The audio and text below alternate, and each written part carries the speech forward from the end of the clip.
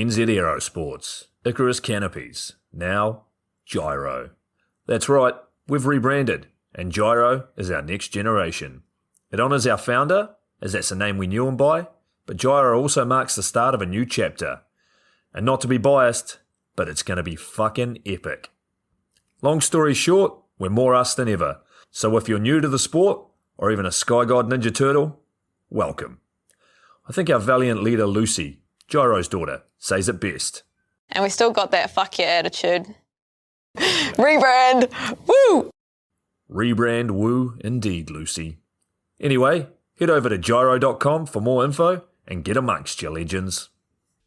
I was 19, broke, unemployed, and sold my girlfriend's canopy for drug money. So I thought I better sew her a new one.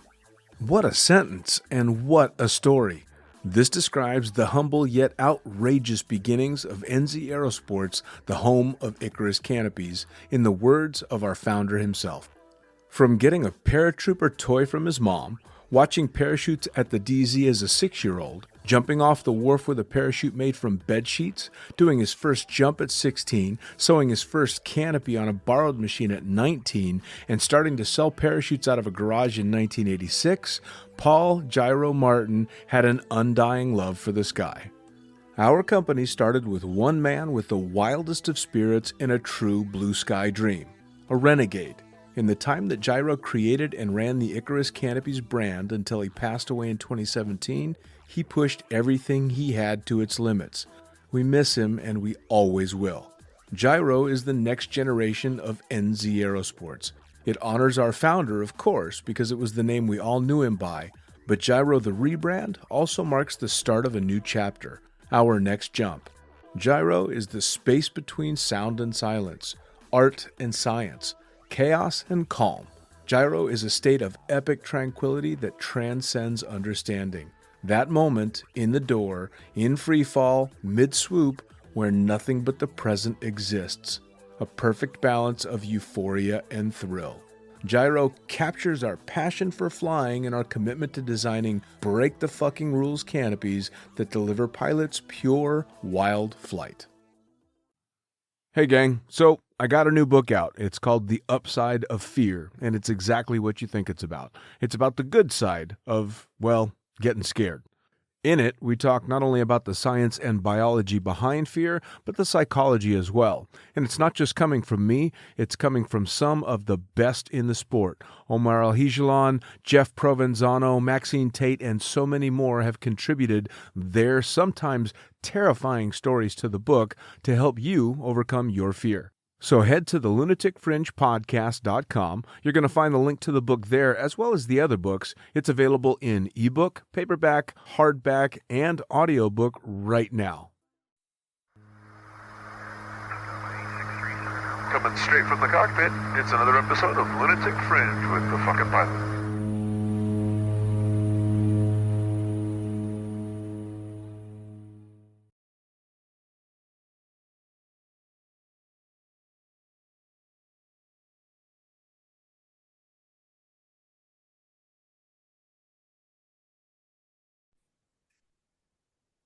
Ready, set, go! Back in the can for another edition of the Lunatic Fringe podcast, talking to the other side of the planet where the season's just getting started. Who the fuck are you, and what do you do? I am Chris Stewart, and I am a test jumper, sometimes when the weather's good in New Zealand, for JYRO, formerly NZ Aerosports, and I do a few other things for them too. I'm kind of like a shitty Swiss Army knife. A shitty. What is that one really bizarre movie, Swiss Army Man? Have you seen that? Rings a bell. Not off the top of my head. I can't remember what it's it's one of the weirdest fucking movies I've ever seen. So you're not that weird. Yeah, no, I think what I mean by that is I'm kind of. You ever heard a jack of all trade, master of none? Oh yeah, absolutely. Yeah. So I did quite a bit there. So yeah. So you've been a test pilot for like a long time now. I would think the longevity on that particular side of the sport's short, but it doesn't seem to be with you. Yeah, actually, I was thinking about that the other day. I feel like now I don't want to say it, but no, I'll say it. I feel like I'm probably one of the longest test jumpers at JYRO. which is, yeah, I don't know. Speaking of that as well, people ask me, whenever you tell, you have people who are mates who aren't skydivers and like, you're a test jumper, that's insane. And obviously they don't know that, like, we're not just starting from scratch every time. But yeah, I've never had a cutaway on a prototype. Really? So yeah, I mean, I've been jumping. I'm just trying to think. I think I started for the company as a contractor in 2016, 2017. So I've been going a while, yeah, like quite a few years now. But I mean, I've definitely had a couple of spicy moments. But Yeah. I mean, no grand cutaway that's, yeah, as soon as you say test jumper, obviously for the majority of people, that instantly stirs up images of fucking insanity, from the word go. But still, yeah, yeah. after what, 8+ years test jumping, you've obviously had to have had some why the fuck am I doing this moments. I've had a couple. They generally they stop you for the day, or you just like, because when we go out jumping, we'll take a couple of canopies with us, generally speaking, unless we've just got one thing that really needs to get quite a few jumps.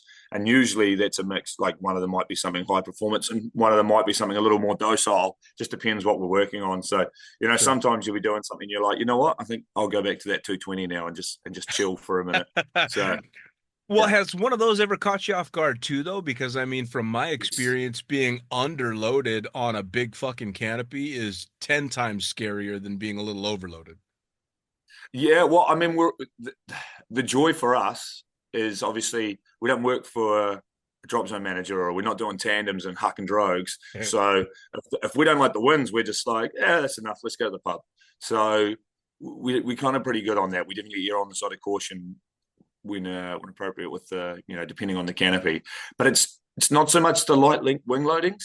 Man, the big ones, like, when we're trying to figure out openings, they have the worst openings. So you'll be jumping something and it's, like a 240. So I had one earlier this year, and we do, we work our way up to the terminal openings, because you got a parachute. It's never been jumped before.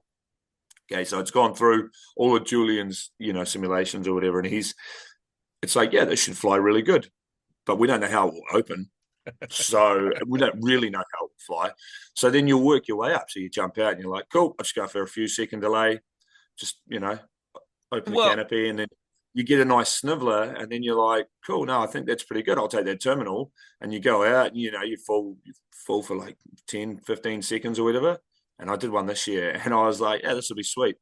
And I deployed, and I just had instant canopy. And I was just like, those are probably the worst ones, to be honest, because, I'm 36 now. The body is definitely like, mate, how many more do we want to do of that? Right. Like, I'm not sure how many more I got of those in me, but for the most part, it's not been too brutal on the body. So actually that raises a good question. When you're test jumping, especially the newer canopies, the ones that haven't seen much airtime, are you packing them yourselves? Do you have packers coming out and doing them? Are you literally looking at a new canopy design going, fuck, I'm not really sure how this one should be packed in order to get a good opening? Like, how do you approach that? Well, I approach them. I always say I should never teach anyone to pack, because I feel like I'm a pretty good example. And, this is what test jumping needs. We need someone who's going to treat it like it's in the real world. So I pack every parachute the same, from a Petra to a tandem. And I always say about our canopies at JYRO, I used to say this on the demo tour, because used to be, when I was doing it, I hung out with Hans. Do you know Hans, demo? Yeah. Yeah. He's the man. Shout out to Hans. So we would set up our tents next to each other when we were, in 2018 was when I did the European demo tour. And people would be like asking for little packing tips and stuff. And Hans had many. And old Chris from, New Zealand had, no, mate, it's a modern parachute. We don't need any special techniques. And that's what I'd say about our parachutes. So it was like a little dig, but I just pack everything the same. So I don't change anything there. We pack ourselves, generally, because when we go out jumping, we're trying to just get maximum amount of jumps in. So we'll be like, we'll get there for load one. We usually are packed up when we get there. We'll jump on the plane, and depending on what the canopy needs. So a lot of what we're doing right now is opening testing, or just confirming the openings are consistent on a couple of different prototypes we have, so that we know they're stable. We've done all those control checks from previous jumps, so we just do hop and pops. So we go up to $5 or $6 grand depending on the canopy, and then we just get ourselves, terminal, open, all going to plan, wicked, and then we land and we repack, and we just try and do that all day. Sure. It really depends on what we're trying to get out of the canopy, but right now we're doing a lot of stuff is just basically checking openings and consistency in openings. So we don't ever use. We used to use packers way back in the day, and then I remember one day, this is years ago now, when I first started, back in the days of Chris Brook, who used to be in charge of the test jumping, and we used to just use packers and kind of be.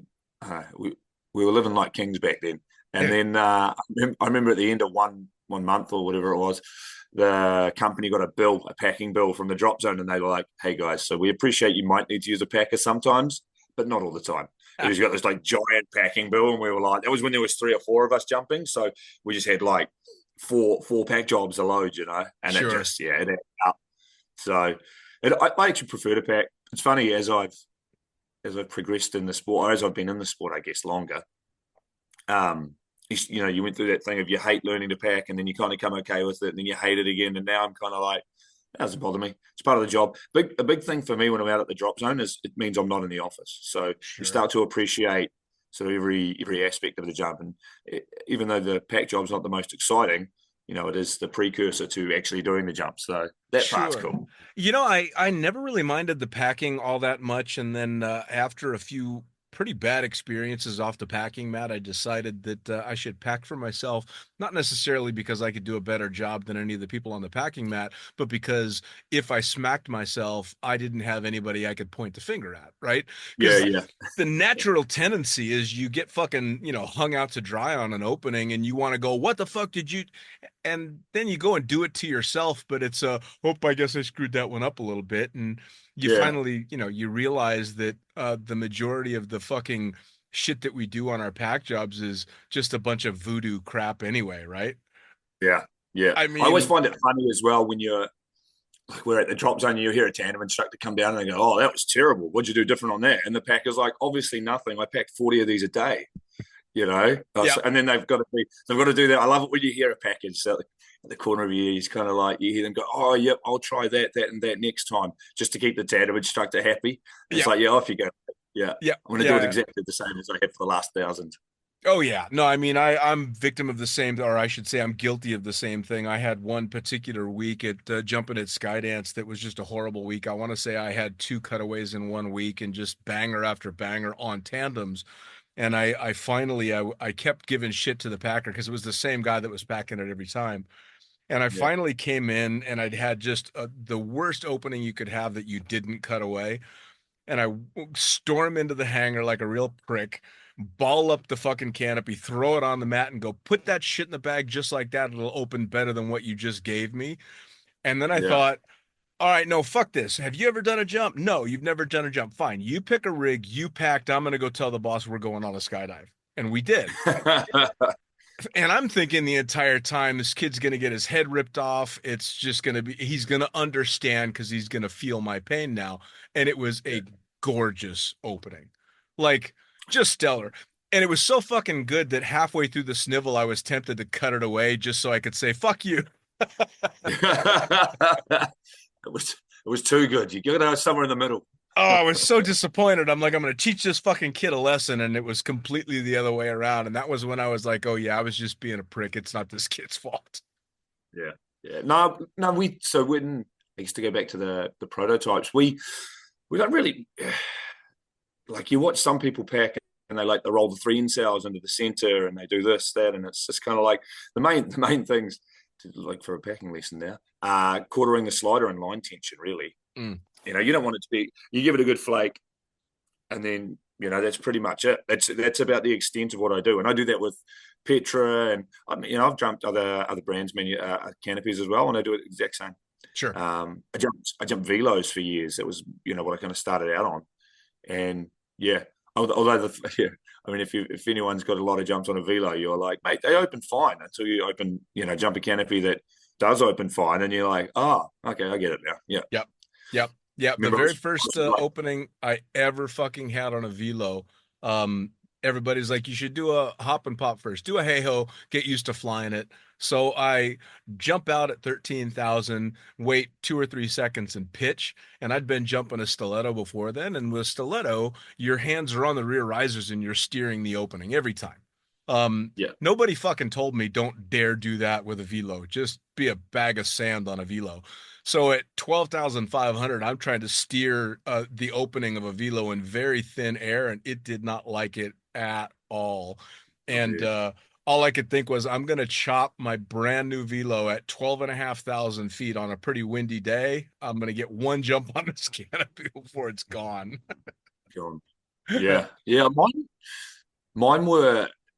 I remember I used to have a set of risers, and they always had a brake fire, and I was just a bum skydiver, so I never did anything about it. I just accepted that, like, one in sort of 5 or 10 jumps, I'd get a brake fire. I'd just be like, yeah, oh, there it is. Reach up and grab it and go ride, and I'd be like, yeah, sweet, not too bad. I was Bizarre the just like, shit we get used to, right? oh, and then people were like, velos would be terrible. I was like, no, they open all good. And Yeah. then I think I changed to a JVX, and then I was like, oh, okay, I don't have to do. This is so much easier. Oh yeah. Well, I mean, that was stepping up from the old F-111 canopies to my first ZP canopies. Same thing. You're like, Yeah. oh my God, it's night and day, and you realize, oh, okay. So now, for those of you that haven't heard our first couple episodes, give a quick recap of how you got started in the sport and how you ended up being a test jumper for JYRO. Okay, so I did. I guess a few people might have heard of it, but there's that skydiving school that was based. It's based in New Zealand. It's still here, but it Yep. was down in the South Island when I did it. So yeah, I came home from work one day, and I was just like, I was doing a building apprenticeship, and I was like, man, I don't like my boss. He just wasn't doing it. I wasn't going anywhere, and I'd been in it for 6 months, and I'd basically just getting paid apprenticeship wages for being a labourer, which is just, it was crap. Anyway, so I just found this course online, and I was like, you know what, I'm going to be a skydiver, and I'd never done it before. But I figured, I was young, I was like, I'd make it happen. Anyway, so cut through, did the school, and we got a work placement, and I chose to go to Byron Bay because I just wanted to use it as a way to travel.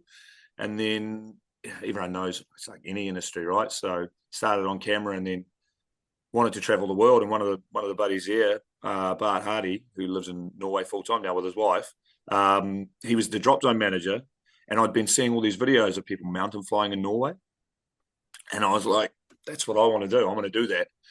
And so all about who you know, and he got me a job over there, flying camera. So I went over there and kind of never looked back. I did 8 seasons in Voss.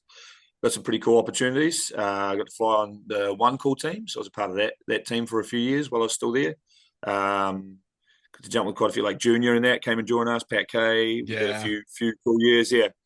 Anyway, so that was kind of. I was quite mad about canopy. I knew pretty early on that was probably my most enjoyable part of the jump, and I just kind of focused on that. So started competing, did the demos.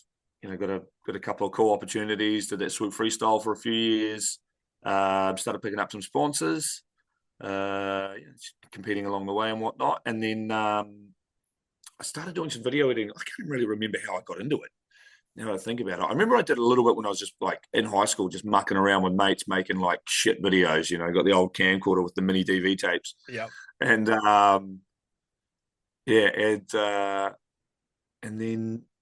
and then that's right. So I got sponsorship through JYRO, through NZ Aerosports, and then they knew that I'd done some video editing, and they were just trying to it was Shannon at the time who was doing all the video editing, I think, and they just wanted to lighten their load.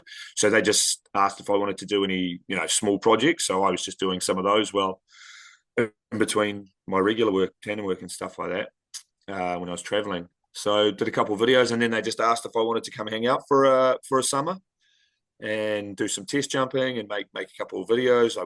That was back when we released the Sapphire 3. So that was my first project with them. And then I remember having a meeting with Attila, the GM, who's also been on the show, and he kind of sat me down at the start of the summer, and he was like, "Yeah, so this is really only going to be part time, and we don't know, we don't know if we need you back or how long it's going to last." And then yeah, I remember. So it was an awesome, awesome first summer at the company. And then when I was leaving back to Norway, he sat me down again. And he's like, "So you're going to be coming back, right? We need you to come back." And then it was just, yeah, it's this funny thing at the company at JYRO. There's so many people there who just started on as part time or just started on as they just were there for a few months, and now they've been there for years. Sure. So I'm one of those people. But yeah, so and then just been with the company. So I started just really test jumping and doing a little bit of video editing, and then now I'm in charge of the sponsorship program and all of our athletes. So some people listening might know me as that, getting emails from me when they have questions and requests about that sort of stuff. And then, yeah, kind of like I joked about at the start, I just bit of a yes man. I just kind of do whatever they really ask me. So Sure. yeah. Well, I was going to say, because every time I have to reach out to JYRO for anything in regard to the show and all that stuff, it's always you, always. Yeah. Well, I'm probably one of the only people who answers back. So like I honestly, I stopped reaching out to anybody else because I mean, it's too bad for you, but I know I can get a hold of you. You're too reliable. Yeah. No, that's cool. That's cool. No, I remember when actually, funny thing, when we were stretched real thin when I took over the sponsorship program, and one of my things was I was like, people need to get an email, like they need to get a response within 48 hours or whatever. And I really hammered that in for a while, and then it's just, it gets a little bit harder. But I think we're way better than what we used to be, which is good. So sure. Yeah, we were kind of in that position where to the outside world we were a big company, but we were still internally operating like a like a small home business, which was sure to a sort of that sort of grassroots. So yeah, I mean, a lot of changes happened since I started for sure. Well, and it's funny being able to track the progress of the company from way back when, because like a lot of people, the first time that the company jumped into my sphere was the first time I saw an JYRO Sports "Fuck Yeah" sticker. Yeah. And I'm like, wait a second, that's not a joke. They're actually doing this. That's the coolest thing I've ever seen. And then, of course, you're like, oh my God, that's the coolest company ever. And it was marketing fucking genius back then, because especially back then, skydiving, the old guard, so to speak, was very not military, but still very professional and very, it's an RW world kind of vibe. And then this "Fuck Yeah" comes on as free flying is really exploding everywhere. And it was, oh, it's a brave new world. Yeah. It's cool that the old "Fuck Yeah" t-shirts, you always see them floating around every now and then. They're a little bit of history. So if you've got one, hold on to it. Because after we rebranded, obviously, you're never going to please everyone, right? Some of the older guys are like, we don't like this. You need to change back. And it's like, it doesn't work like that, man. Yeah. But we get emails every now and then for people asking if we've got any of the old t-shirts and stickers and stuff like that. They're all gone. We did give them out. And yeah, so if you manage to get one and you've got one in good condition, hold on to it. Oh, I've got one that's in horrible condition, but I'm never getting rid of it. And there's still a couple of, I have a couple of "Fuck Yeah" stickers on old logbooks, which is funny because I think the first time I put a "Fuck Yeah" sticker on my logbook, I was still flying an F-111 canopy. Yeah. Yeah. I mean, we still use it. We still "Fuck Yeah" is still part of the company. Sure. Core value sort of thing. So there are stickers, but yeah, they have those original ones. Yeah. That's pretty cool actually. Yeah, man. So when the suggestion of test jumping first came up, was that something you had to put a lot of thought into? Because I mean, you're talking about, I mean, again, that outside perception. You weren't in the middle of it at first. Did you have visions of, fucking every jump's gnarly and shit's gonna get out of control? Yeah, a little bit, to be honest. So when I started, I didn't hesitate. I was like, yeah, fuck yeah, sign me up, let's do it. It was 8 years ago. So yeah, I was in my 20s still, and I was unbreakable, apparently. So I didn't hesitate. And then I actually remember, I mean, everyone, when you tell someone you're test jumping, they think you're trying out Petras and layers and that. So, like super high performance parachutes, and you're always paving the way. And it's like, the reality is, that's the minority of our customer base. And you sell tandem canopies, you sell sapphires and crossfires, and JF crossfires and JFXs were, that's some of the most popular canopies we sell. So, that, I don't know, I was probably a bit naive when I started, and I was like, yeah, this is going to be awesome. And like I said before, the first project we did was the Sapphire 3 project, and I was the heaviest, and I still am. I'm the heaviest test jumper, which basically means Chris gets the big canopies. Oh. So, yeah, so we started on the Sapphire 3 project, and we were busy. It was really busy. We were jumping a lot, which was really cool. But I think for like the whole summer, I didn't jump anything smaller than a 169. Oh, wow. Yeah, unless I went out and jumped. But prototype wise, I was the guy getting all the big stuff. So yeah, it was fun. Like, I enjoyed it because it was a cool project to be a part of, and it was my first year or first time test jumping, and we had a good crew, and we had good laughs, and it was kind of like the glory days and sure and whatnot. I would imagine the boys would say that everyone's glory days, everyone's early times are the glory days, I guess, when you look back on it, in my day. But it was awesome. But I just remember I was kind of like, this isn't that cool. I'm jumping like a 189 Sapphire 3. This is ridiculous. And then you fast forward to now, and I've done a few, really high performance. Since I've started, we haven't. So when I started, the Leia and Petra were already released. So we haven't released, since I started, we haven't released like one of those sort of next step canopies. Like it's on the to-do list, but it's not as easy as everyone thinks. Like Leia and Petra were such big breakthroughs. It's kind of hard, to supersede that without being super sketchy. So sure. Yeah. So anyway, the stuff I did to start with was real big, and I was kind of getting frustrated with it. I was like, this isn't very cool. This is, I went back to Norway after my first year of test jumping, and everyone was like, you're a test jumper now. That's so cool. That's extreme. And I was like, yeah, it is. Yeah, me and my 189 Sapphire 3. Woo! Turn back up to Norway, and I jump on my like JFX or JVX or whatever it was at the time, and I'm just like, this thing's too fast. I can't handle it after a whole season of like Sapphires. But it's funny now, like that was young me, everyone, you're young and a little bit naive. Fast forward now, I'm 36, and I'm like, I just appreciate being in the sky, Sure. Like I was jumping last week, I was jumping a 229 prototype that we're working on, and it's just a big docile sort of entry-level canopy, and I just was like, yeah, this is fine. This is awesome. I get to, the openings are mean. I don't have to stress about my body being in pain.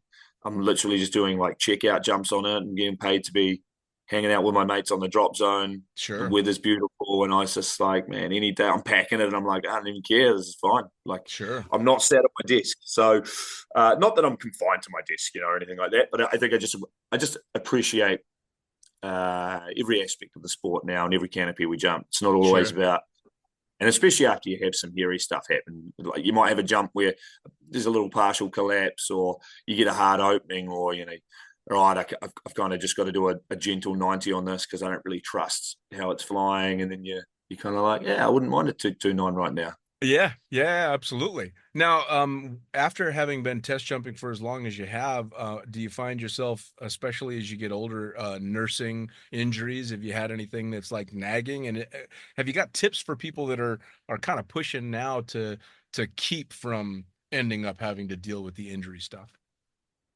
Yeah. So when I started, definitely wasn't looking after myself. Like, there's a little bit of exercise and stuff like that, but I wasn't thinking about. You're just thinking about the jump, right? So in Norway, I broke my back years ago. We've covered that in one of the other episodes. Yep. So I won't get too much into it, but basically just young, thinking I'm invincible, crashed, broke my back, and that now as I get older, it's not really from test jumping, but that is an issue. Like my back's stiff in the morning, and I've got to stretch and stuff like that. So I think just in general for anyone, you should really. It's the thing with skydiving, and it's kind of cool actually. We went through this big shift in a lot of sports today. I always liken it to mountain biking, because if you think about, the downhill, like the World Series, those guys used to like party and then race the next day, and now they've all got personal trainers and a nutritionist, and it's all just, they're professional athletes. Yeah. And skydiving we've kind of done the same thing. You just go to a world meet, like swooping, And you'd be like, yeah, I'll stay up and have a few beers the night before and not going to get totaled. But now it's like, yep, see you guys later. It's 8:00. I'm going to bed. Yep. So I think skydiving in general has gone through like quite a cool shift, and it's just that health kick that's going on around the world, I guess, as well, just in general. But like, yeah, now that I'm older and I've got a few aches and pains, the broken back was skydiving induced. Obviously, that was my fault being a hero. I think it just highlights the fact that you've got one body, Yep. and you can wreck it, but it's you got to make sure you maintain it.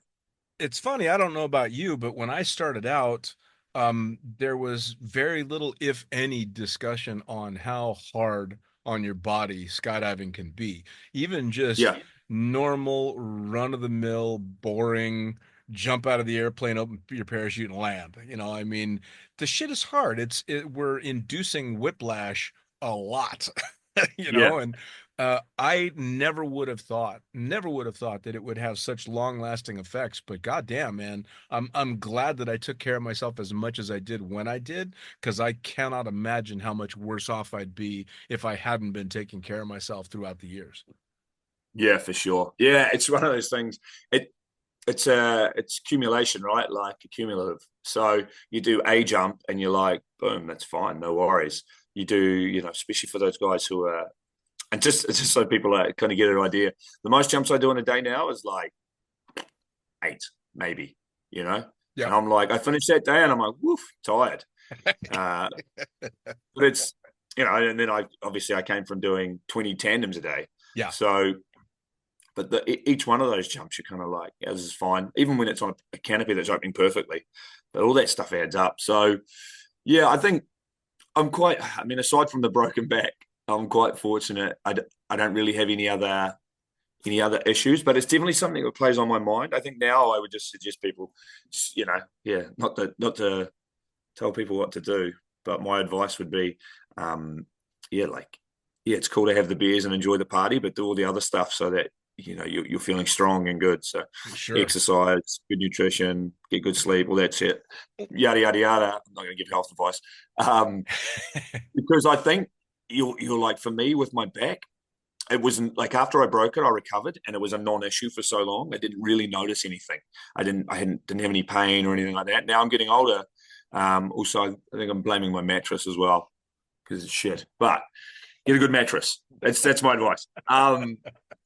But no, I'm getting a bit stiffer. I'm getting older. But I focus now a lot on my health and my nutrition and going to the gym. I'm a big fan of the gym. I play social sports. I run and that sort of stuff. I need to stretch more. That's probably the one thing I'd say people would tell me to do. Yeah. Oh yeah. But I think, as you get older, especially in the sport, it highlights the importance of looking after yourself. And I think, like, it's not my back's, I need to work on my back now a little bit, but that was always going to happen. I think in the back of my mind, I was like, you can't break your back and it never be an issue again. Sure. Like, I broke my wrist playing on the jungle gym at school when I was 11. And in the winter, sometimes that feels a little stiff, and that was when I was 11, So it all stays with you. And like you say, we're just constantly putting our body into whiplash. So that your neck can only take so much before it's like, radio dickhead. Sure. Yeah, I've had enough. So, sure. Well, and you've also got motivation because you're a full-time jumper in the sport and full-time in the sport with no desire to shift outside of it. And you've had a lot of changes going on personally as well. Because, by the way, congratulations! I've never gotten to say it. You got engaged. I did, yes. I got engaged last year. So that's super cool. Yeah, man. The shift in life. It's funny, actually. I remember, I feel like I have the memory real clear in my mind, having a conversation with someone, because I was single for many years and just traveling the world, young guy, skydiving, swooping, just all these events, partying, it was awesome. Don't get me wrong. It was awesome. And, I remember not complaining about it at all, but it's just, I guess, the complete opposite, or the difference from then to what I'm doing now. But in a good way, like, I was doing that, and I remember, I think I was doing it for about 10 years. And I remember we were in the States, and I think I was at the US, the CP Nationals, years ago. I'm trying to think, like 16, 18, somewhere around there. Anyway, it would have been 2018. So I was there, and it was and I was going back home to New Zealand for Christmas to see family and everything. And it was the first time I'd been anywhere, and I was like, I want to leave. I want to go home. Like every other time I'd been traveling, and I was like, I can't wait for the next place. I don't want to go back home ever. That never changes. Why would I want to go back?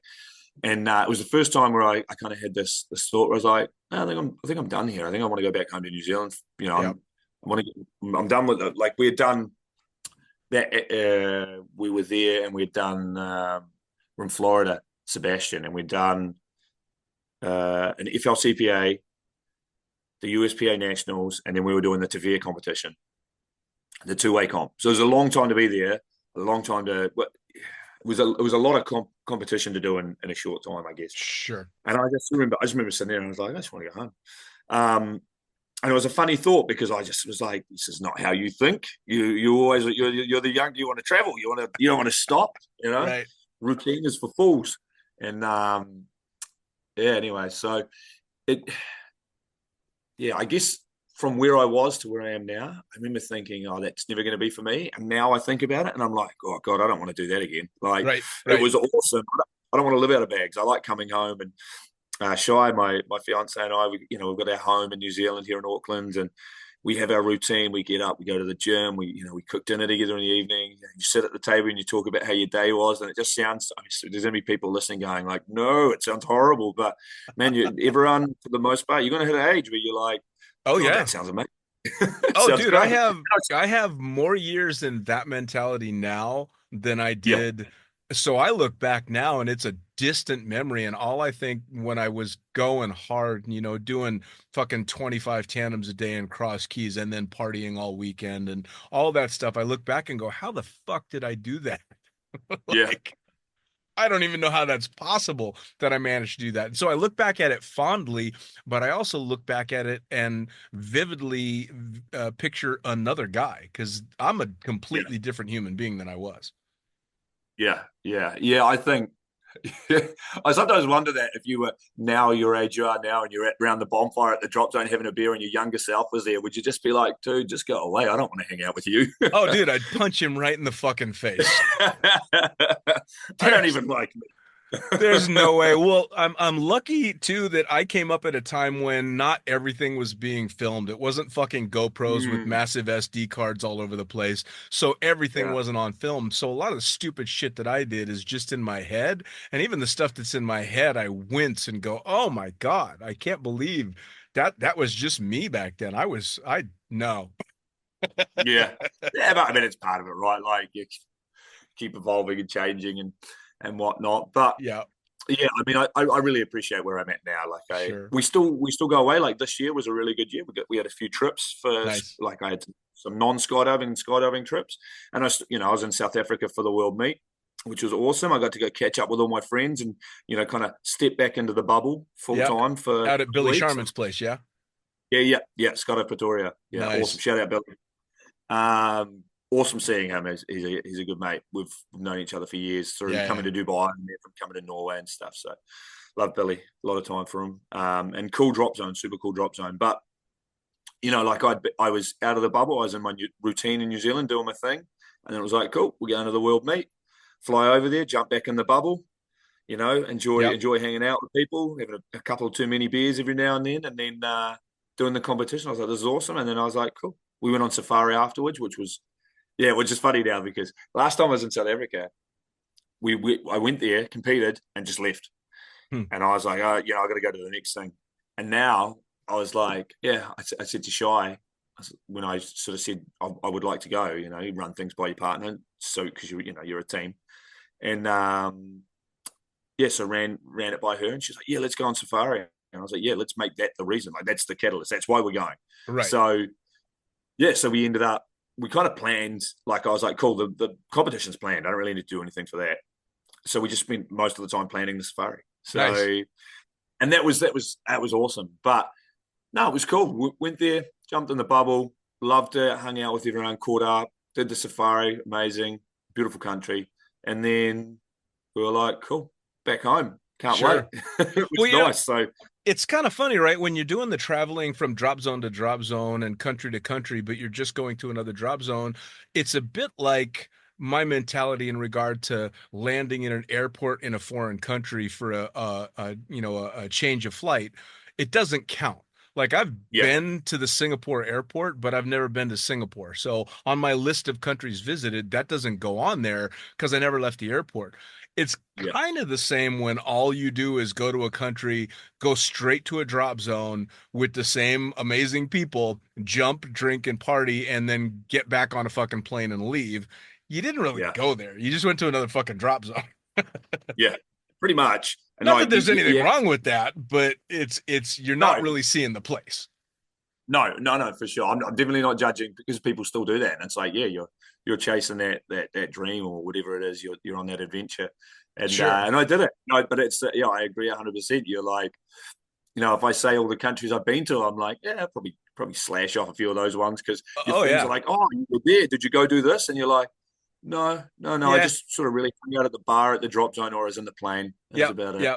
Well, that's the cool thing about seeing the rise of a lot of these destination boogies that like Rich Mm. Grimm has done, and now Billy's done a couple. He's got another one coming up where skydiving is part of it, but it's only a part of it. Like you go there Yeah, because you're going to skydive, you're going to go on safari, you're going to go do this, you're going to go do that.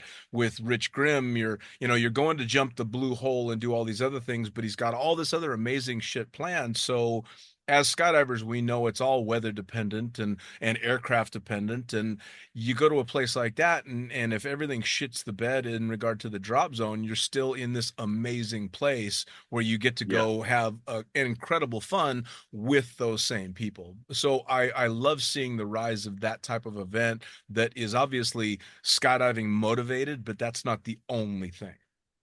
Yeah, for sure. Yeah, no, it's awesome. And I think you can go to see that shift just through because if quite a few of them are popping up and they're not cheap, but they obviously, people love that. You get to go and jump in this stunning place, but then you get to go and actually enjoy the stunning place as well. So Absolutely. they're cool. They're cool for sure. We got a couple of athletes who work on organising similar things. There was a guy who just took his Adam Abitbul, took a big group all the way around Aussie or the east coast of Aussie. And they would like in the wet Sundays and all that sort of stuff. And they'd planned all these different stops. So yeah, I think it's like, you're skydiving travel agent, right? Sure. But it's nice because you want to go. It's probably the one thing, it's not a regret, but that I just had to take more advantage of. Like you go to these, and a lot of the time you get to go to these countries that you otherwise never would have gone to. So Sure. big thing for me was always wanting to enjoy the culture. Oh And yeah. Now, the drop zone culture is more or less the same everywhere around the world. So you're not really experiencing any culture if you never leave the drop zone. no, it's the same culture with different accents. That's it. Yeah, yeah, Now, that's is right. is your fiance a jumper or no? She is, so that's how we met. She hasn't jumped. So we had the rebrand last year in May, and she was at the JYRO boogie, which was kind of like the launch party, Yep. and that was the last time she's jumped. But she keeps saying she's got to get her gear packed up. But yeah, she keeps saying she's going to do it. So we'll It's see. kind of We'll nice see how though she. when your partner is either a jumper on a more casual basis or not a jumper because they're not motivated by the sport. So when you do travel, taking them along motivates you to do a lot of those other things as well. For sure, yeah. And if you plan to do a trip just to somewhere, you don't have to have that discussion. Oh, should we throw the rigs in? Because I don't want to. Right. Like I really appreciate like that was one of the other things as well when you stop traveling for skydiving or you start basing yourself. So now we go on holidays, and it's just when when you used to book a flight and you'd be like, oh, I get 123 kg back. That's not enough. And now you're like, hey, I've got 10 kg spare. Do you want to throw anything in my bag? Yep. Because you don't have a rig and you're not traveling with all that gear. So Yep. just it's such a nice feeling not having all that stuff with you. Oh, Especially and the stress of traveling with all your equipment and do I put my baby in the belly of the plane or do I try and take it carry on? Do I do this? Do I do that? It's so nice to just put that shit out of your head. Yeah, for sure. No, so we met skydiving. She actually did the course. She came back and to New Zealand in 2020 because of COVID. She was going through Aussie, and because so Kiwis can work in Australia, there's not an issue there. But because she didn't have a contract in place or anything like that, she, effectively was a tourist. So they sent her back here, which worked out pretty well for me because I got to meet her, obviously. Nice. So yeah, so she did the course. But the first time I met her, she came into the factory for a tour. So what they do with the school is they'll all come into the factory for a tour to see, where parachutes are made, yada, yada, yada. And she came on the tour and then introduced each other, like ourselves, and said hi, and then saw her at the drop zone a couple of times, and then, as the kids say, slipped into her DMs and asked her out, and then, the rest is history. God, I sound old saying that shit. That's going to be an entire generation story of how I met your mother. Yeah, slipped into her DMs. Yeah. Slipped into your DMs. So now you've had a lot going on this year. JYRO had the big rebrand. What's been going on since then? I haven't really talked to you. Yeah, man, we haven't talked for a while. It's been almost a year. Busy. R&D, like the R&D department has picked up, which is cool. We've got a few things happening. I mean, we released. I feel like you would have seen it. We released the Lazy Lover turned Element turned Air. We had to do a couple of renames. Fuck that one up a little bit. But yeah, so that's a new student canopy, which is a fun project. But like, it was a nice chill project.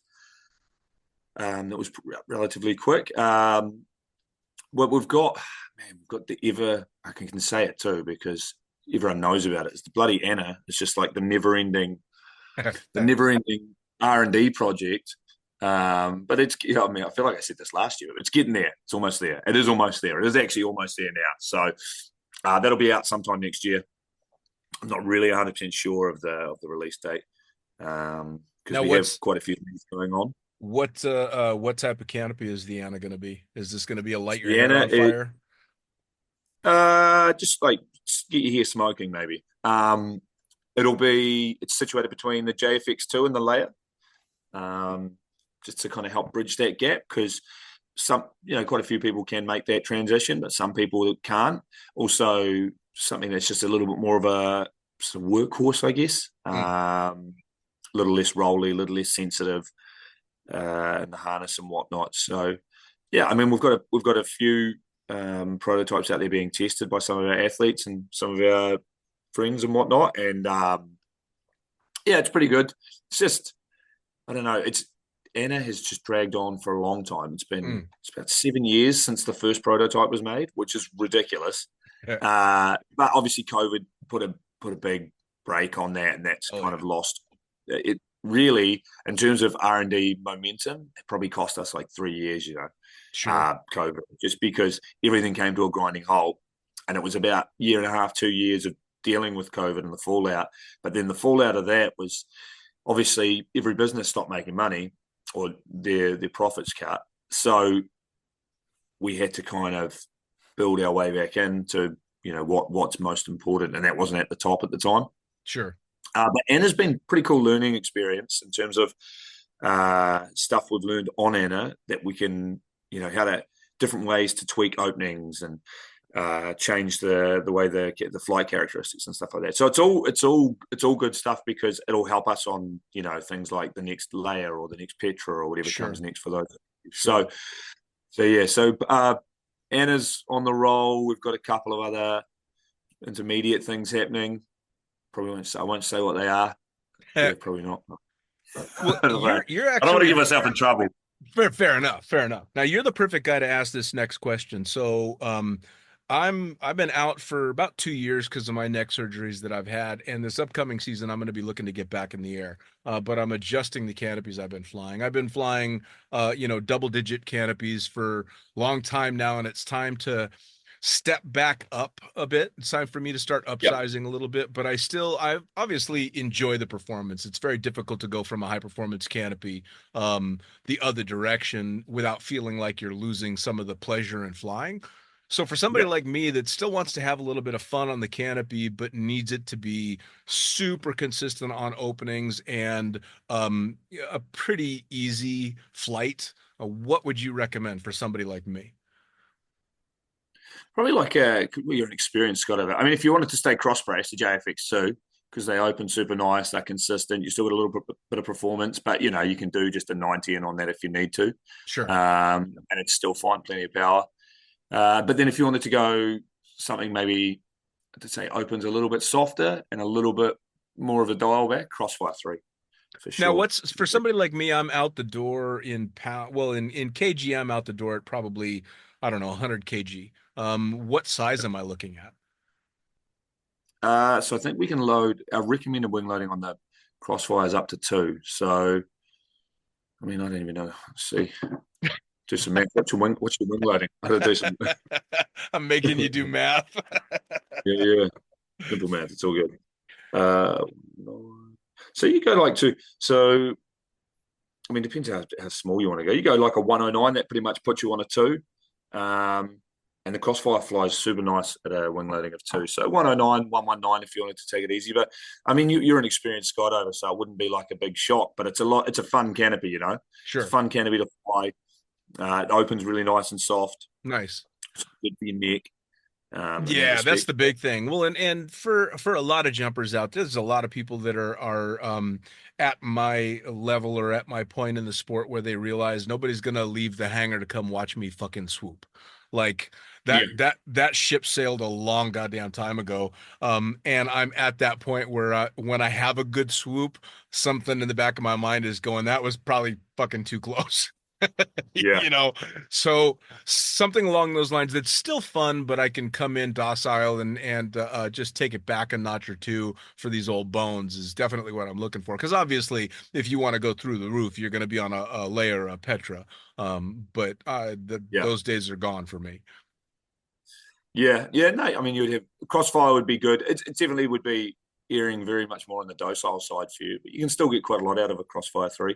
I actually, when I was doing the demo tour, so this is, I mean, I was loading it higher than the recommended wing loading, but I just hooked up we had a Crossfire 99, so not many people really jumped it.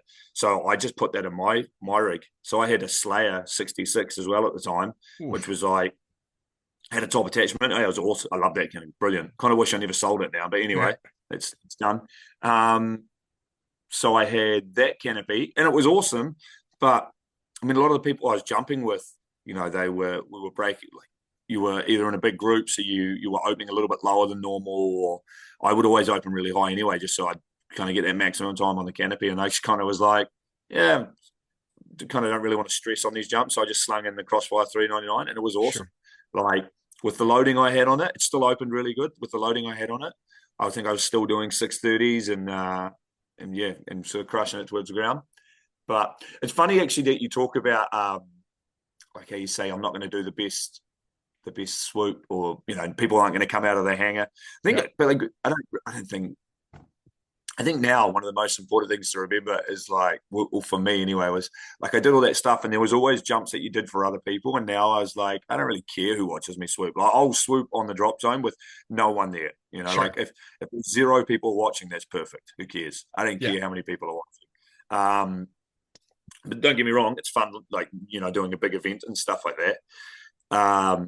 But yeah, I did a canopy course for the guys out at Skydive Auckland. And I was like, I was saying to them, like, it doesn't really matter if you have a bad landing, like, as long as it's safe. So, like, you do a high landing, and people are, you feel like that was lame. And I was in this classroom with them, and I said, who had an awesome landing, like, last week? Like, a real banger, absolutely stunning. And, a couple people put their hands up, and I was like, right, who of you remembers that landing? And no one. They're like, no one remembers that landing. I'm like, no one's going to remember your landings, Like you could do the best land, you could do the best swoop in the world, to the best of your knowledge, and just be like, that was sick. Like a day later, 3 days later, no one's going to remember. Well, let's face it, the only ones that most people remember usually end in a fucking ambulance ride. Those ones, or even the like if you think about the world meet, CP. I mean, the canopy pilots. They're just like, this is the most important thing in the world. Right. You go into a regular drop zone, you're like, oh, it's just the world meet in South Africa. They're like, what is that? What does that mean? What do you mean by that? Right. Yeah, absolutely. Now, what are your thoughts of? I was going to say, speaking of all this, what are your thoughts of the popularity in using canopies like the Leia and the Petra as daily workhorses? Because that took getting used to for me because the last few years flying in Dubai, it was, I mean, every day all the camera flyers are coming in on Leias and Petras, just going like a bat out of hell, doing 10 jumps a day on these things in pretty busy air traffic. And I have mixed feelings about that personally. But what do you think? Because I mean, you're on a different side of the sport than I am. Yeah, I think given for the right people at the right drop zone, like I think it's fine. I think it's safe, to be honest. I think as long as the pilot is up to the standard of for that canopy, I don't really see an issue with it. It's funny because when we started, even myself, and you're obviously jumping much longer than me, but we people downsize and progress so much quicker now, and it's not because we're doing things like really unsafe or anything like that. It's just because the knowledge within the sport and on the canopies and stuff like that is so much greater. So we can educate people way quicker. So to me, because I kind of was in the sport when it became like it was normal. So for me, it's quite normal. Sure. I think with the right pilot, it can be done safely. I mean, at the end of the day, people are going to find a way to fuck up, for lack of a better term. So whether you're on a Crossfire 3 or a Sabre or a Petra or a Leia or, Valkyrie or Fluid Wings or whatever other manufacturers out there that I plugged. There's multiple choices of canopies. Just a side note there. Like, we want everyone to jump gyro, but we also want everyone to fly safely and, have the canopy that's right. If that means it's another manufacturer, then that's for you. Go for it. Sure. I think I think it can be done safely. I think it's done safely all over the world. Sure. And I think it just comes down to the pilot. Like as long as the right pilot, it's appropriate.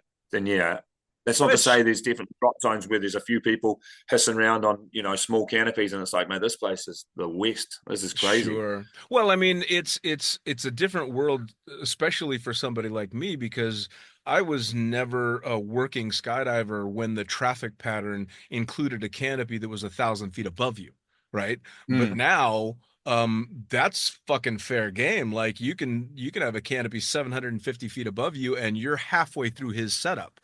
So it's a whole different world. Yeah, for sure. But that is when that was like, so when I was much younger man skydiving and I was swooping and there was someone low on the pad, and I'd be like, get out of my way. And he's, you're ruining my swoop. And now it's like, it doesn't bother me because I'm just like, whatever, you abort your landing.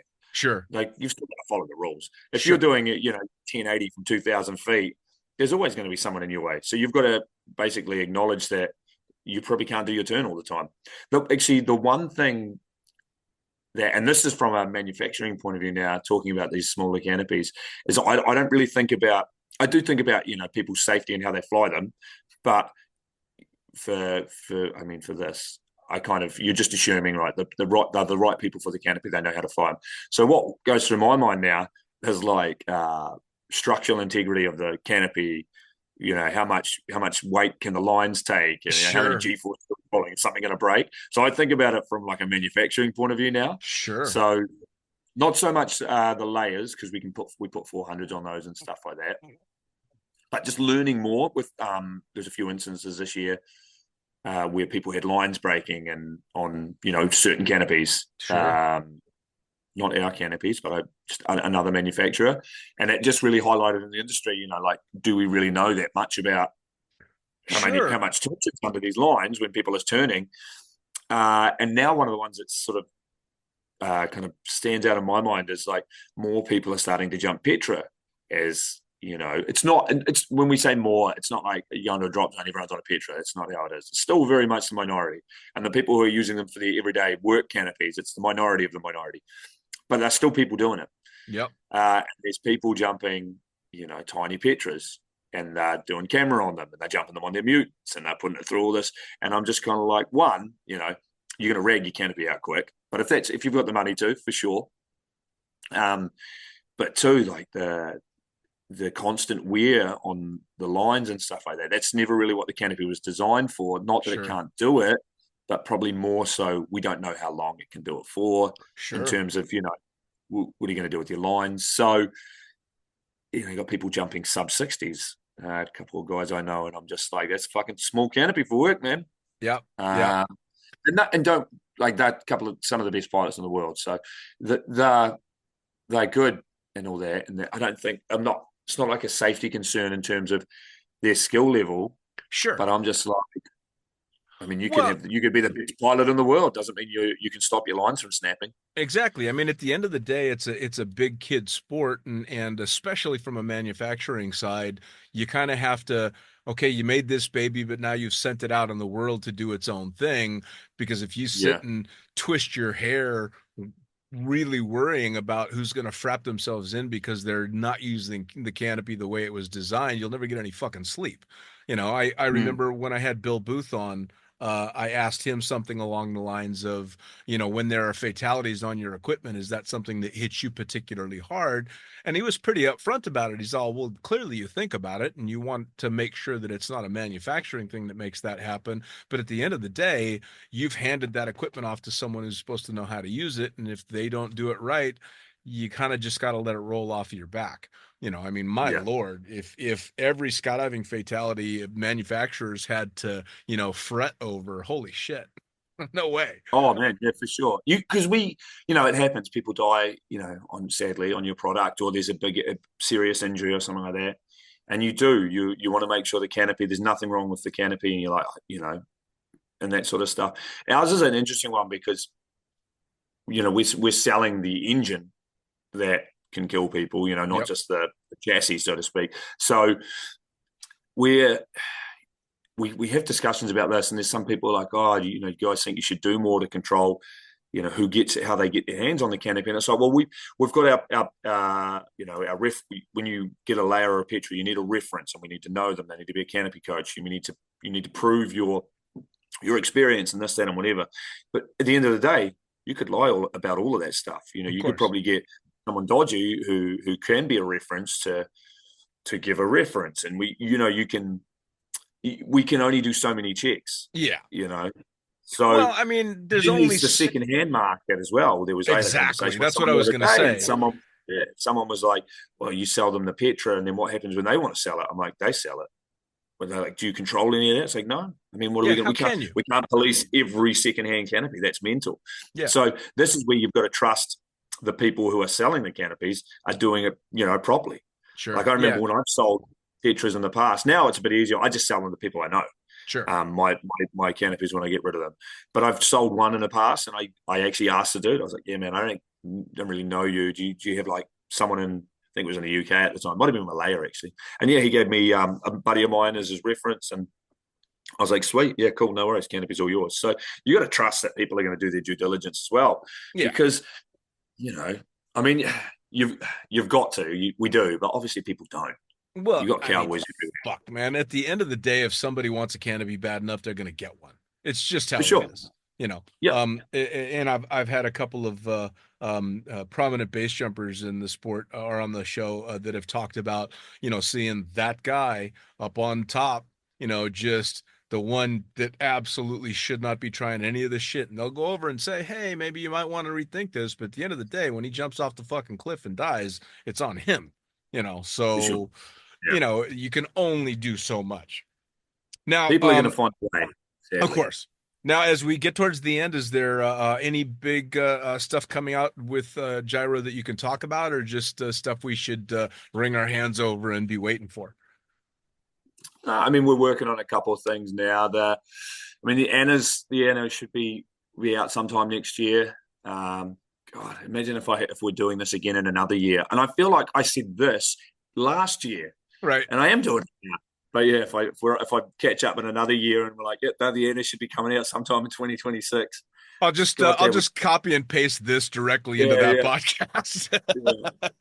No, we've got that. We're working on a couple of beginner intermediate stuff, like I think I can say it, like a low bulk canopy, basically, just something, because there's definitely a need for that. So we understand that people rig and gear are expensive. So if you can get something that can take a few more sizes and downsizes, Yep.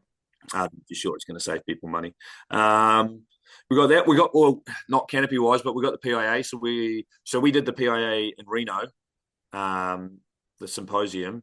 And because it was before we were rebranding, it was like 2 months before or something like that. So we just had this real sad little booth with a couch. Right. And that was it. So we're going full power this year. We're going to be in Reno. So if anyone's about there, come say hi. We'll be over there. I think we're booking quite a lot of space and going to have a nice big setup. So Nice. That'll be cool. There's some other things on the list in terms of R&D, but I don't, it's better not to say them just in case something doesn't happen with them.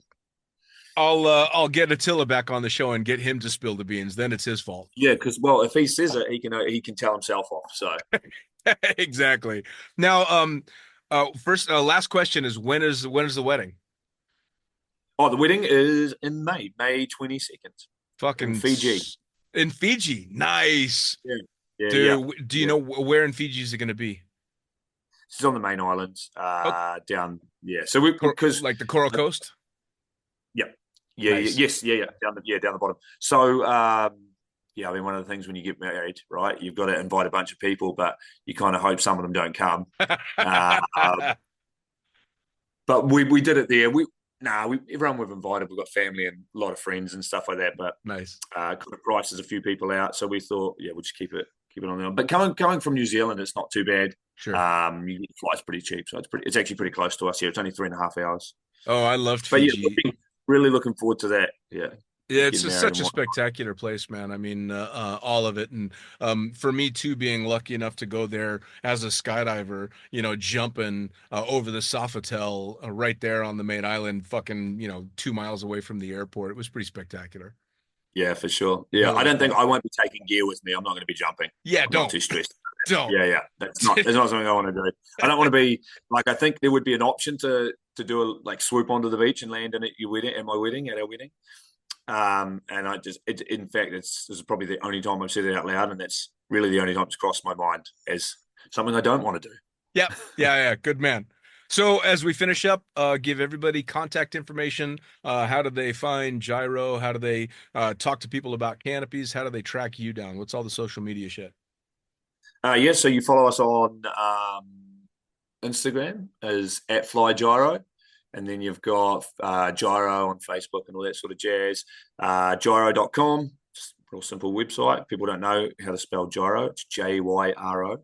Mm-hmm. It's not the sandwich, the gyro, or whatever it is. Well, I suppose Greek they could just listen to either the beginning or the end credits of this fucking show if they really. Well, hopefully they did listen to the beginning. Yeah. And then, if you've got any questions, you can jump over to the website. Most information's there. And then we've got like a chat function on the website. And then also you can just email us sales@gyro.com if you've got any questions about products. And then if you want to get in touch with me, just email sales and they'll pass it on to me if it needs to be passed on to me. Yeah, perfect. I just get some random emails now where it's just like, hey, so-and-so gave me your email. I'm like, I don't know who that is. I don't know where that came from. So through sales. Well, Chris, as always, fucking fantastic to catch up with you. The next time we talk, you're going to be a married man and hopefully telling us about some great new canopies that come out, or you'll be telling me that Deanna will be next year. Next year, yeah. Let's hope it's not that one. But appreciate it, man. Awesome. Always a pleasure. All right, take care, brother. Cheers, bro.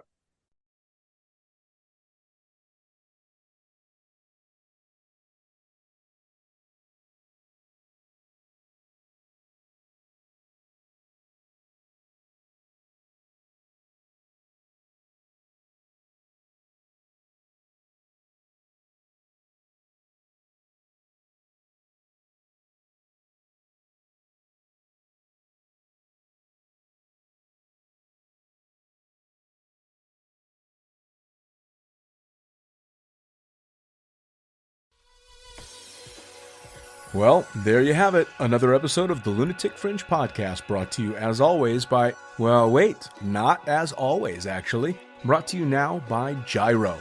Formerly known as NZ Sports, you'll head to JYRO.com for their next level line of canopies. By Pussfoot, the Extreme Sports Collective. Head over to pussfoot.com to check it out. By Summit Parachute Systems. Check out summitparachutesystems.com to talk to Jarrett Martin and the gang about kick-ass pilot rigs, rigging courses, and more. By Flyaway Indoor Skydiving. Go to flyawaytn.com and check out all the cutting-edge stuff to come. By Pure Spectrum CBD. Head to purespectrumcbd.com to check out their wide range of CBD products. And as for us, head to the lunaticfringepodcast.com to listen to any of the hundreds of episodes currently available, hit the link for our YouTube channel, pick up your copy of the Lunatic Fringe book or The Accidental Stripper, and get a sneak peek at upcoming guests. Once again, thanks for listening. We'll see you next time.